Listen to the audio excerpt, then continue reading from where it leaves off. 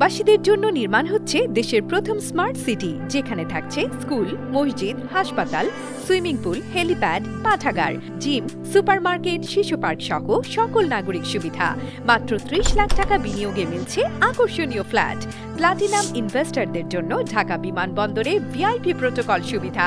বিস্তারিত জানতে যোগাযোগ করুন স্ক্রিনে দেয়া হোয়াটসঅ্যাপ অথবা ইমো নাম্বারে।